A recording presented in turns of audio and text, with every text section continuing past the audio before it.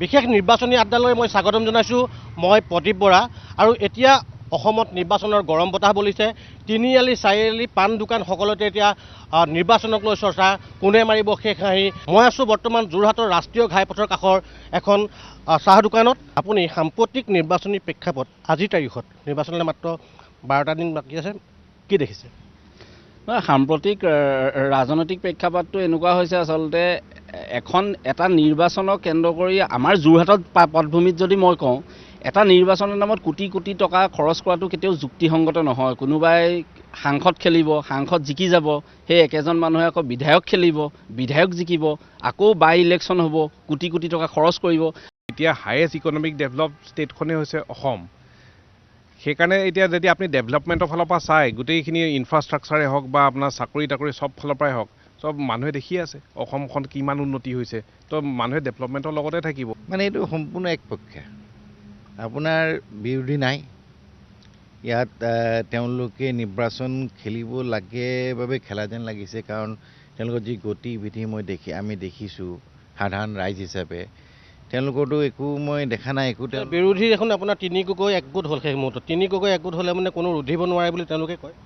নহয়, আচলতে উন্নয়নৰ যি অনিৰুদ্ধ যাত্ৰা, এই যাত্ৰাৰ আগত বিশেষ কোনো উপাধিৰ তাৎপৰ্য একো নাই। আচলতে ৰাজনৈতিক প্ৰেক্ষাপটত আজিৰ তাৰিখত এডভান্টেজ কাৰ? এডভান্টেজটো চাবলৈ গ'লে অসমৰ মাননীয় মুখ্যমন্ত্ৰীয়ে যিটো ষ্টেপ লৈছে, হিমন্ত বিশ্ব শৰ্মা দেৱে, অসমৰ মানুহ এতিয়া গাঁৱে ভূঞে চহৰে পথাৰে আপোনাৰ খেতিয়কসকলো তেওঁৰ লগতে আছে। ভোট কোনে দিয়ে? আচলতে ভোট সেই সাধাৰণ শ্ৰেণীৰ মানুহসকলে দিয়ে, এৰিষ্টকেট মানুহখিনিয়ে ভোট নিদিয়ে নহয়। সেইটোকে চাবলৈ গ'লে সদায় জনগাঁথনি আমাৰ উন্নয়নৰ দিশে আছে। আপোনাৰ ভোটটো উন্নয়নৰ পক্ষত নে নাই ব্যক্তিৰ পক্ষত? ব্যক্তিৰ পক্ষত ভোট দিব পৰা মোৰ ক্ষমতা নাই। উন্নয়নৰ ক্ষেত্ৰতহে মই দিব পাৰিম, কাৰণ মই ভালে থাকিলে 10জন ভালে থাকিব। যোৰহাট সমষ্টিটো এবাৰ অসমৰ এটা লক্ষণীয় সমষ্টি, যিহেতু বৰ্তমানৰ সাংসদ গৌৰৱ গগৈ এবাৰ বিধানসভা নিৰ্বাচনত প্ৰতিদ্বন্দ্বিতা কৰিছে। ইফালে আছে বিজেপি আৰু তেওঁলোকৰ মিত্ৰজোঁটৰ প্ৰাৰ্থী হিতেন্দ্ৰনাথ গোস্বামী। কি দেখিছে? গৌৰৱ গগৈ আজি সাংসদ হোৱাৰ কেইমাহো পাৰ হ'ল, কিন্তু তেওঁক যোৰহাটৰ কেইজন মানুহে যোৰহাটৰ ঘৰত লগ পাইছে।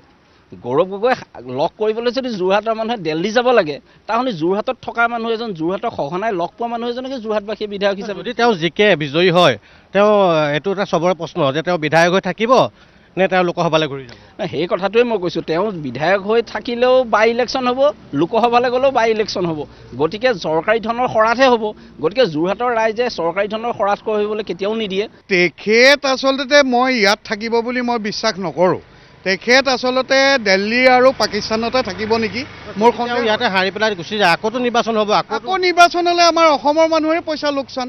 হাই ভল্টেজ বুলি মিডিয়াই কৈ আছে, যিকোনো কলেজ স্কুল মানে কলেজৰ আগত যাওক বা কোনো জনসমাগমত গৈ চাওক, কি কয় চাবচোন, চবে ডেভেলপমেণ্টৰ লগত আছে। প্ৰাৰ্থীতকৈও বেছিকৈ এতিয়া সাংসদ হিচাপে দেখোন বিপুল ভোটত বিজয়ী হৈছে। 10টা সমষ্টিৰ ভিতৰত তেওঁ 9টাতেই বিজয়ী হৈছে। Exception is not the rule. মানে কেতিয়াবা হৈ গ'ল আৰু সেইটো এটা এব্ৰেশ্যন বুলিয়ে ক'ব লাগিব। হৈ গ'ল কেনেবাকৈ তেওঁ ওলাই গ'ল আৰু মানুহে বহুতে ভাবি আছিলে দিল্লীত গৈ পেলাই এজন মানে এওঁ কিবা কৰি দিব বুলি। আচলতে বিৰোধী পক্ষৰ নেতাই কথা ক'বলৈ সময় বেছিকৈ পায় শাসনত থকা দলতকৈ। তেওঁ কথাটো বেছি কয়, কাম নাই আৰু।